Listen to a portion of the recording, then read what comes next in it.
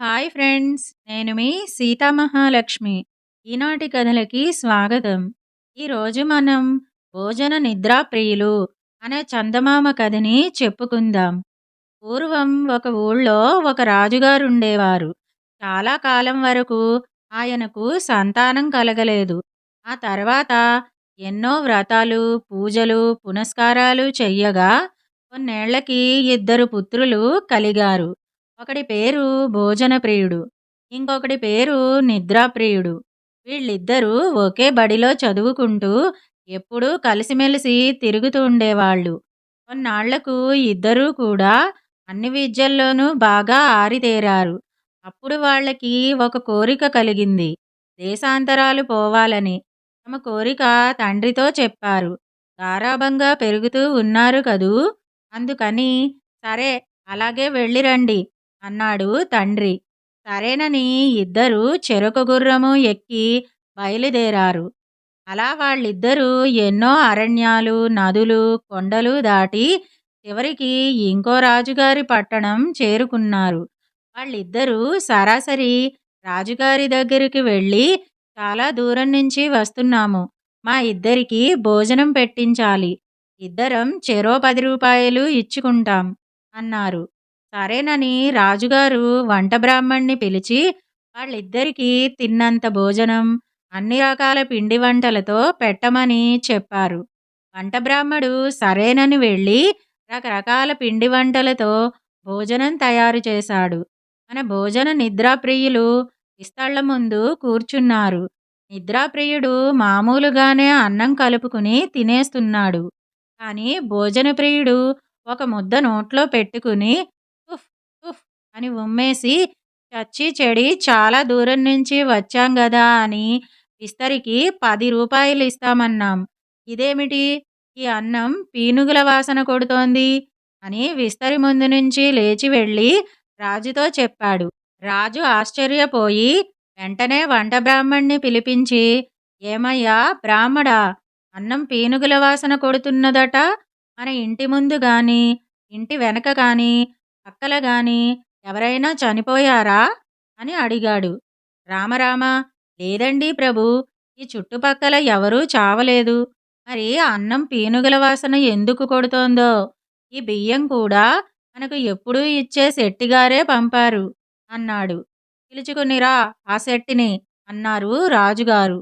సరేనని వంట బ్రాహ్మడు వెళ్ళి శెట్టిని పిలుచుకు వచ్చాడు.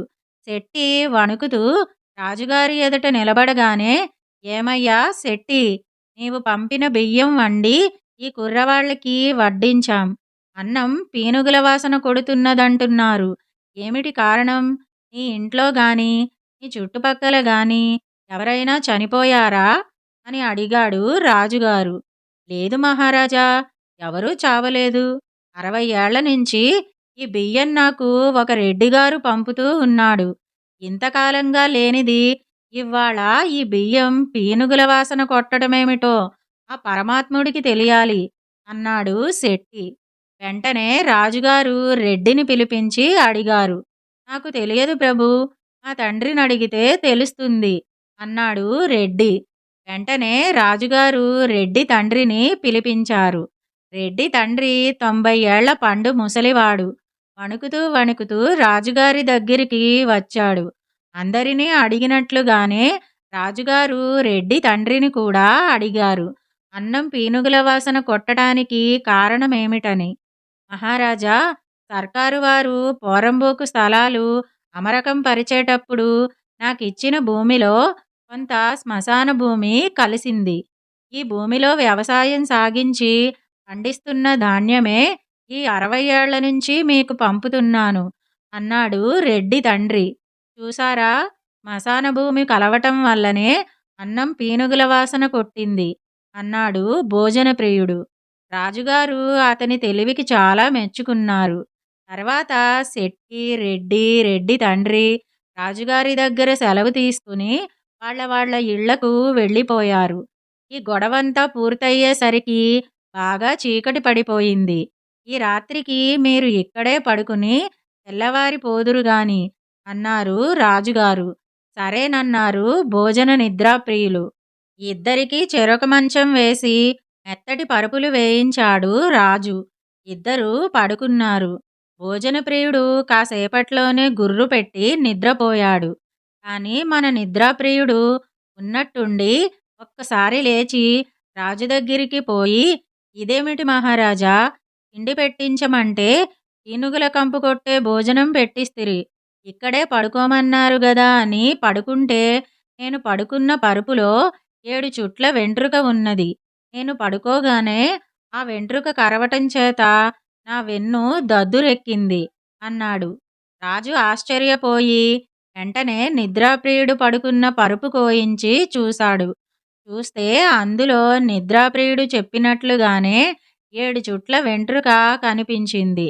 రాజు వాళ్ళిద్దరి తెలివికి సంతోషించి తన ఇద్దరు కూతుళ్ళని వాళ్ళకి ఇచ్చి పెళ్లి చేసి వాళ్ళ ఊరికి పంపించాడు.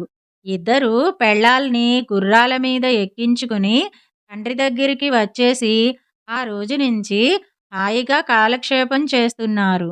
ఇదండి భోజన నిద్రాప్రియులు అనే చందమామ కథ. ఇప్పుడు మరో కథని కూడా మనం చెప్పుకుందాం. చమత్కారము అనే చందమామ కథని చెప్పుకుందాం. అనగా అనగా ఒక ఊరిలో ఒక రాజు ఉండేవాడు. రాజు కాబట్టి రోజు పంచభక్ష పరమాన్నాలతో భోంచేసేవాడు. అందుచేత అతని శరీరం బాగా లావైపోయి చిన్న ఏనుగు పిల్లలాగా కనిపించేవాడు. పైగా అతను కదలడానికి కూడా వీల్లేకుండా ఉంది. ఎలాగైనా తన శరీరం మునుపటిలాగా సన్నంగా చేయించుకోవాలని అతనికి బుద్ధి పుట్టింది. దానికేవైనా మందులుండకపోవని ఆలోచించి తన రాజ్యంలోని వైద్యులందరినీ పిలిపించి వారిని తనకు మందు ఇవ్వమన్నాడు. తన శరీరాన్ని సన్నంగా చేస్తే 1000 రూపాయలు బహుమానం ఇస్తానన్నాడు. బహుమానానికి ఆశపడి వైద్యులు ఎన్నో రకాల మందులిచ్చారు. కొందరు వైద్యులు అడవులు, తోటలు తిరిగి వనమూలికలు తెచ్చి మందులు చేసి రాజుకిచ్చి తినమన్నారు. రాజు వాటన్నింటినీ తిన్నాడు. కాని శరీరం మునుపటిలాగానే ఉంది. అందుచే రాజు కోపించి ఆ వైద్యులనందర్నీ చెరసాలలో పెట్టించాడు. ఇది చూసి ఒక గడుసు వైద్యుడు రాజు దగ్గరకు వచ్చాడు. రాజు సభ చేస్తుండగా ఎదుటికి వచ్చి రాజును చూచి, "రాజా, నీ శరీరం ఇంకా సన్నం కాదు సరికదా, నీవు 6 నెలల్లో చచ్చిపోతావు" అని గట్టిగా చెప్పాడు. ఇది విని సభలో వాళ్ళంతా ఆశ్చర్యపోయారు. రాజుకు కోపం వచ్చింది. వెంటనే భటులను పిలిచి అతణ్ణి బంధించమన్నాడు. రాజతణ్ణి చూసి, "నీవు చెప్పినట్లు 6 మాసాల్లో నేను చచ్చిపోకపోతే నిన్ను చంపించేస్తాను" అన్నాడు. వెంటనే భటులు అతణ్ణి ఖైదులో పెట్టారు. అప్పటినుంచి రాత్రిళ్ళు రాజుకు సరిగ్గా నిద్ర పట్టటం లేదు. వైద్యుడు చెప్పిన మాటలే మాటిమాటికి జ్ఞాపకం వస్తున్నాయి. తాను నిజంగా 6 నెలల్లో చచ్చిపోతాను కాబోలునని బెంగ పట్టుకుంది. ఇంకా చాలా కాలం బ్రతకాలని, ఇంకా చాలా కాలం రాజభోగం అనుభవించాలని రాజుకు ఆశ ఉంది.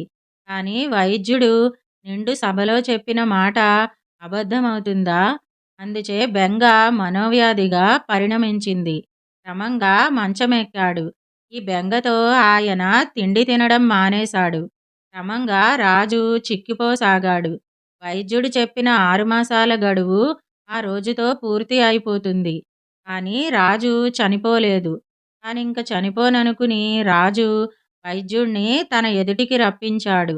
ఇవాళతో పాపం వైద్యుడి పని సరి అని సభలోని వారంతా అనుకున్నారు. రాజు వైద్యుణ్ణి చూసి, "ఏయ్, నీవు చెప్పిన 6 మాసాలు నేటితో తీరిపోయినాయి. కాని నేను చావలేదు కనుక నిన్ను చంపిస్తున్నాను" అన్నాడు.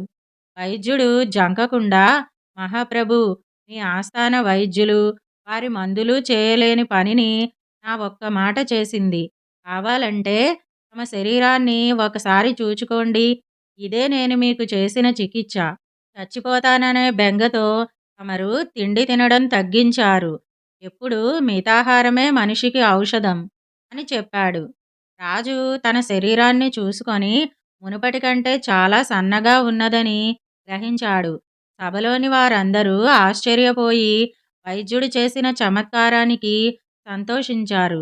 రాజు అతనికి 1000 బహుమానం ఇచ్చి ఖైదు నుంచి విడిపించాడు.